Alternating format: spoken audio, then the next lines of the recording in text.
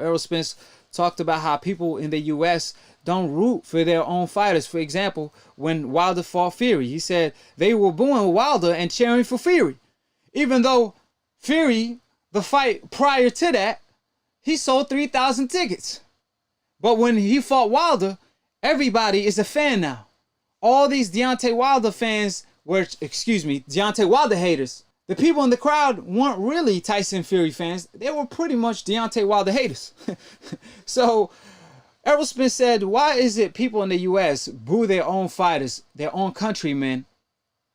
However, overseas in the U.K., for example, when I fought Kell Brook, you saw how they booed me, threw chocolate brownies at me. But in the U.S., it's nearly a betrayal. They will betray you. Like I said, Errol Spence went to the UK. You see the UK standing up for Kell Brook. However, when Lomachenko, though, went to the UK, they didn't throw brownies at him. They didn't boo him. He was nearly the hometown fighter. Even though Luke Campbell was the hometown fighter, but the judges, the fans treated Lomachenko as the hometown fighter. So we know what time it is when it comes to the hopeless and the coincidentalist in the sport of boxing. It's not a coincidence. So like I said, when Wilder was getting booed, he wasn't getting booed by Tyson Fury fans. He was getting booed by Wilder haters. And this all come down to the George Floyd situation, the murder that took place. Why you think that don't apply to boxing? You think real life don't apply to boxing? Boxing is the reflection of politics. It's nearly the same thing. The reason why they didn't talk about Tyson Fury Glovegate is because they want to protect this fighter from the hope list. I mean, the hope insurance cover everything. Like I told y'all, it's better than Geico. Tyson Fury versus Wilder Glovegate is nearly the version of George Floyd murder in real life. They didn't want to talk about that corruption, but they were forced to because it was happening for so many years. Fighters in boxing been getting mistreated. Floyd Mayweather told y'all on more than one occasion, I didn't just beat my opponents. I beat double standards. I beat my opponent. I beat the judges.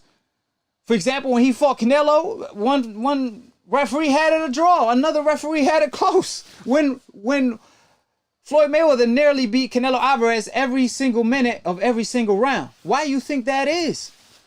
Because, like I said, these hope list fighters always get the benefits. Fighters on the coincidental list always got to beat double standards. They got to beat the opponent and so much more. So George Floyd's situation is a real life example. I showed y'all evidence of the glove game when it comes to boxing. They want to ignore it. They don't want to talk about it because, like I said, they don't want to face the guilt. They want to justify it. They want to ignore it, but face it because people want to say, "Oh man, you know that race sells, right? People benefit off race every day, right?" At the end of the day, or at least the night, it's true because race exists. Muhammad Ali stood up for a cause. Kaepernick stood up for a cause. And it translates to boxing. Politics in real life translate to boxing.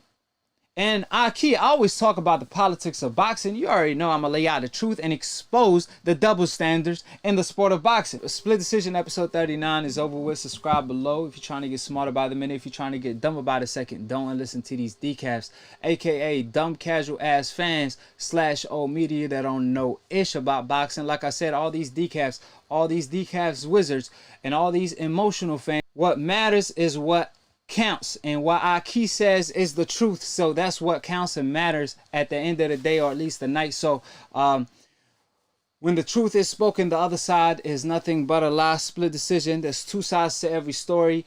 When there's a fight coming up, of course you might feel like this fighter could win.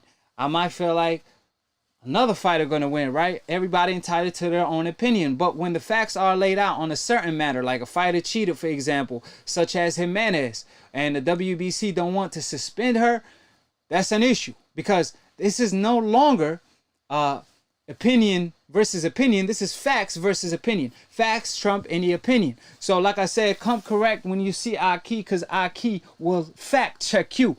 because I got my facts in my pocket. Like I said, this strap right here is realer than a whole lot of fighters with French fries titles. So with that being said, subscribe below, click on the notification bell, and I appreciate all my Akhis. You already know 473, 74 KOs. I can't even keep up. Keep me up with my record, because you already know I'm bodying decafs. KO. I know it's split decision, but I'm straight up knocking these decafs out. And they call me the problem, but you could call me the can man. I still want all the smoke. Africans, and I still can't get none. Dominicans, Mexicans, anybody can. You don't know shit. Y'all just don't. Like, y'all really don't. You better not duck me, son. Ducking. You better not duck me, son. All these decafs. To tell me why you haven't been calling in. How did I do all these decafs? Let the public know. Hey, you've been knocking them out, Akhi, but you didn't knock me out. Come on. So you an exception? Come on, T-Tone. You yeah, been a man. no-show. Hey, You've been a no-show. I'm not lying. Yeah, I mean, you capping. If I'm being politically correct, I don't want to call you a liar, but if you say you the truth, you got to speak some facts. That's all I'm saying. But T-Tone, you know we miss you out here. Why you haven't called in? Why you been a no-show? That's what we want to know. The other times I seen you, you know there was nothing to argue about. Man, and, really? So you ain't been disagreeing with anything I've been saying? Hey, about Canelo, yeah, and about Chavez, hell yeah. That's what I'm saying. With you. That's what I'm saying.